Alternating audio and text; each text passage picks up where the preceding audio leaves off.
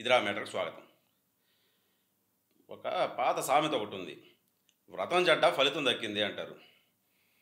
ఇప్పుడు పాపం కేసీఆర్ పరిస్థితి చూస్తుంటే ఆ సామెత గుర్తొస్తుంది. కాకపోతే ఈయన విషయంలో ఆ సామెత కాస్త రివర్స్ అయింది. ఈయనకి అధికారం పోయినా అంటే వ్రతం చెడ్డ, ఫలితం కూడా దక్కల. లాస్ట్ ఎలక్షన్స్ ముందు మోడీ పైన ఒంటి కాలు మీద లేచాడు. ఆయనకి ప్రత్యామ్నాయంగా మేము వస్తాము, జాతీయ రాజకీయాల్లోకి వస్తాము అంటూ ఆయన పార్టీ పేరును కూడా బీఆర్ఎస్గా మార్చి జాతీయ పార్టీగా మార్చి దాన్ని జాతీయ స్థాయిలో మోడీని దించే సత్తా మాకు మాత్రమే ఉంది అంటూ ప్రగల్భాలు పలికి బాగా మోడీ పైన ఒంటికాల మీద లేచాడు. వెంటనే సీన్ కట్ చేస్తే కవిత మీద ఆయన కూతురు కవిత పైన మద్యం ఢిల్లీ లిక్కర్ స్కామ్లో ఆమె పేరు బయట వచ్చింది. అంతే వెంటనే ఆమెకి సిబిఐ నోటీసులు పోవడం, సిబిఐ ఈడీ నుంచి నోటీసులు పోవడం, ఆమె వాటిని రిజెక్ట్ చేయడం, అవన్నీ తెలిసిందే. ఇంకా ఆ తర్వాత పరిణామాలు అవన్నీ.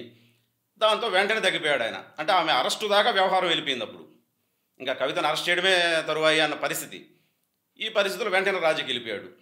వెంటనే ఢిల్లీకి వెళ్ళడం, కేటీఆర్ ఢిల్లీకి వెళ్ళి అమిత్ షా వీళ్ళందరితో సమావేశం కావడం, వెంటనే కేసీఆర్ స్వరంలో మార్పు వచ్చేసింది. అంటే రాజీ పడిపోయాడు అన్నట్టుగా స్పష్టంగా తెలిసిపోయింది అక్కడ. అంతే వెంటనే ఇంకా ఆయన రాజీ పడడం, ఇంకా ఆ తర్వాత ఈ కేసు వ్యవహారం కూడా పక్కకి వెళ్ళిపోయింది.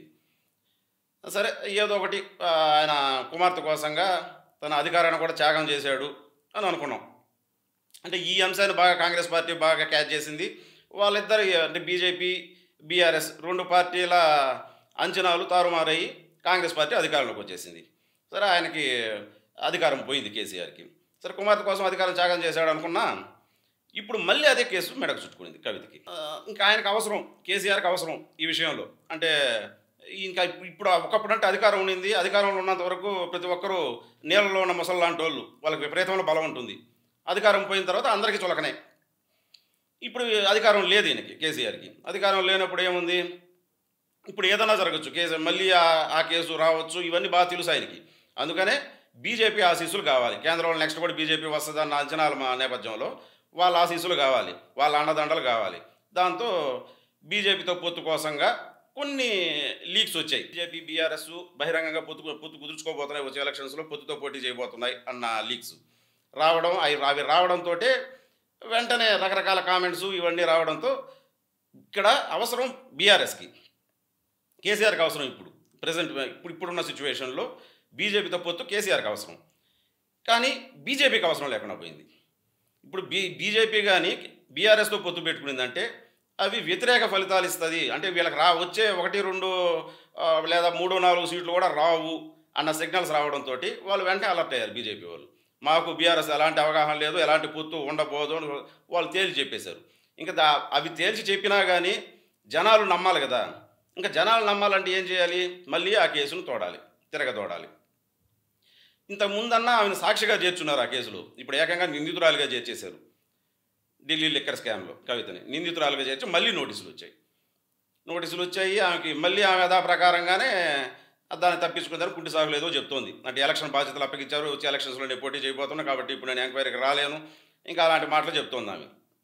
సరే ఇది ఎలా ఉన్నా ఇప్పుడు కేసీఆర్ పరిస్థితి కుడితిలో పడ్డ ఎలుకలా తయారైంది. అంటే లాస్ట్ ఎలక్షన్స్ ముందుగా కేవలం కూతుర్ని కాపాడుకోవడం కోసంగా బీజేపీతో రహస్యంగా అవగాహన కుదుర్చుకున్నాడు అన్న విమర్శలు ఎదుర్కొన్న కేసీఆర్ ఈసారి అధికారం పోయిన తర్వాత ఇప్పుడు మళ్ళీ అదే కేసులో కూతురు అరెస్ట్ అయ్యే పరిస్థితి వచ్చింది. ఈ విధంగా చూస్తే ఆయనకి అధికారం పోయినా ఫలితం మాత్రం దక్కల. బీజేపీ వైపు నుంచి చూస్తే ఈ మొత్తం వ్యవహారాన్ని వాళ్ళు ఎప్పుడు కూడా ఏ పార్టీతోటి వాళ్ళు బహిరంగ పొత్తు పెట్టుకున్నా, రహస్య అవగాహన కుదుర్చుకున్నా, ఏం చేసినా వాళ్ళ పార్టీ అంటే వాళ్ళ వైపు నుంచి ప్రయోజనాలు ఆశించే పూర్తిగా, అంతే తప్ప అంతకుమించి ఇంకేం చేయరు. ఈ విషయాన్ని మన తెలుగు రాష్ట్రాల నాయకులు మాత్రం అంత తేలిగ్గా గ్రహించలేకపోతున్నారు. ఇప్పుడు ఏపీ వ్యవహారం చూసుకుంటే నిన్న మొన్నటిదాకా 5 ఏళ్ల పాటు జగన్మోహన్ రెడ్డికి పూర్తి స్థాయిలో అండదండలు అందించారు బీజేపీ వాళ్ళు. అంటే లాస్ట్ ఎలక్షన్స్ ముందు నుంచి అంటే చంద్రబాబు నాయుడును ఓడించాలనే లక్ష్యంతో లాస్ట్ ఎలక్షన్స్లో రహస్యంగా వాళ్ళకి పూర్తి స్థాయిలో సహకారం అందించారు. ఈ 5 ఏళ్ల పాటు మళ్ళీ జగన్మోహన్ రెడ్డి అధికారంలోకి వచ్చిన ఈ 5 ఏళ్ల పాటు కూడా ఆయనకి అన్ని విధాలుగా సహకరించారు. అంటే కేంద్రం కేంద్రం కావచ్చు, రాష్ట్రంలో వాళ్ళు కూడా, రాష్ట్రంలో ఉన్న నాయకులు కూడా అన్ని విధాలుగా సహకరించారు బీజేపీ వాళ్ళు. కానీ ఇప్పుడు పరిస్థితి మళ్ళీ ఇప్పుడు ఎలక్షన్స్లో పరిస్థితి కొంచెం తారుమారు అవుతుంది, అంటే వైసీపీకి వ్యతిరేక పరిస్థితులు ఉన్నాయి అని సర్వేలు రాగానే వెంటనే గెలిచే పార్టీతో పొత్తు పెట్టుకోవడానికి సిద్ధమైపోయారు.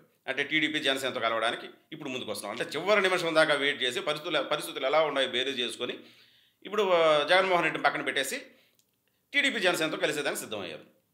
అంటే వాళ్ళకి ఏ వైపు అయితే వాళ్ళకి ప్రయోజనం ఉంటుందో ఆ వైపు వెళ్ళడానికి ఏమాత్రం సంకోచించరు. అంటే వాళ్ళ కేంద్రంలో అధికారం అనేది చాలా ముఖ్యం.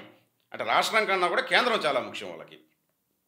ఇప్పుడు ఆ క్రమంలోనే రాష్ట్రంలో కూడా ముందుగా ఒక లీకేజ్ చూశారు. అంటే బీఆర్ఎస్తో పొత్తు పెట్టుకుంటే ఎలా ఉంటుంది, అంటే వాళ్ళకి బీఆర్ఎస్కి సీట్లు వచ్చినా బీజేపీకి సీట్లు వచ్చినా వాళ్ళకి ఇబ్బంది లేదు. అంటే బీజేపీ సీట్లు ఇటు వాళ్ళకు ఉంటుంది బలం, బీఆర్ఎస్కి సీట్లు వచ్చినా కానీ పార్లమెంట్ సీట్లు వాళ్ళు ఇటు బీజేపీకి సపోర్ట్ చేస్తారన్న విషయం వాళ్ళకి తెలుసు.